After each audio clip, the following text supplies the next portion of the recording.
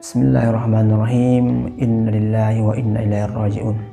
Telah berpulang ke rahmatullah Syekh Ali Jabir, yaitu hari Kamis jam 8.30. Alhamdulillah sudah dimakamkan di Pondok Pesantren Ustadz Yusuf Mansur.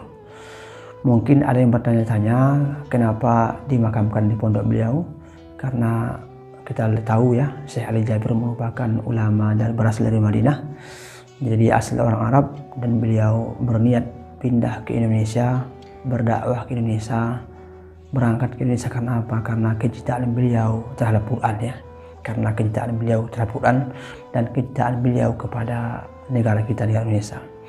Bahkan waktu kecil, kata beliau, waktu beliau kecil, beliau itu kan hafiz Quran umur 11 tahun ya. Jadi beliau sudah hafal Quran umur 11 tahun. Jadi waktu beliau kecil, dia sudah berniat berdakwah ke Indonesia. Untuk apa? Karena apa? Karena Quran. Atas nama pribadi saya sedih ya, saya sedih.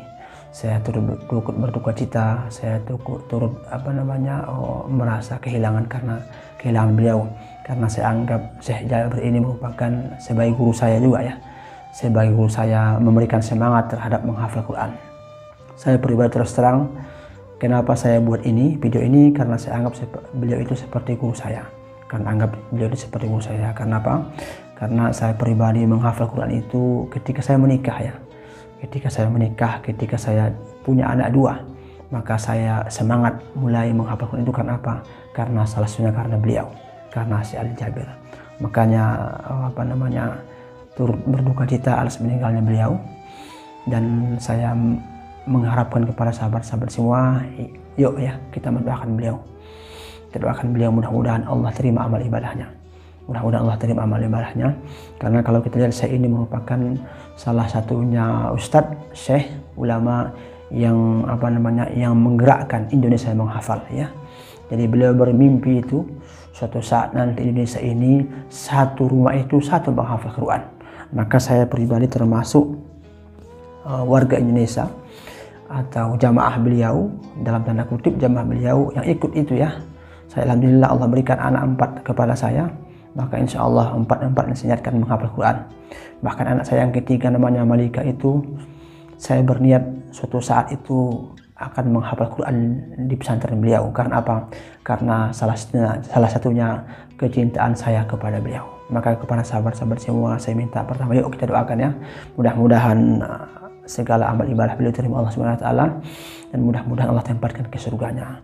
Dan jika ada kesalahan beliau, mudah-mudahan Allah ampuni, dan mudah-mudahan kuburannya menjadi taman surga. Itu yang pertama. Yang kedua, bagi sahabat-sahabat semua yang punya waktu, yang punya kesempatan, yuk ya kita melaksanakan sholat gaib di rumah masing-masing ya. Yuk kita melaksanakan sholat gaib di rumah masing-masing. Mungkin kalau ada keluarga nggak apa-apa juga ya, ajak keluarga, ajak istri, ajak suami, ajak anak, yuk melaksanakan sholat gaib.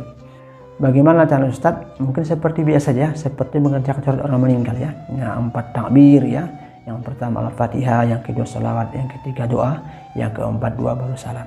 Itu ya, harapan yang kedua, yuk ya, bagi yang punya kesempatan yuk sama-sama kita melaksanakan sholat gaib di rumah masing-masing.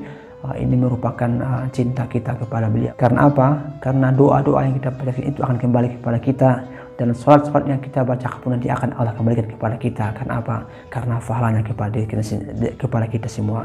Oke sahabat-sahabat semuanya, inilah mungkin video kita pada kesempatan ini. Mudah-mudahan Allah berikan taman-taman surga kepada beliau, dan mudah-mudahan Allah berikan balasan-balasan pahala kepada sahabat-sahabat yang mendoakan dan mengerjakan sholat kepada beliau. Demikian. Assalamualaikum warahmatullahi wabarakatuh.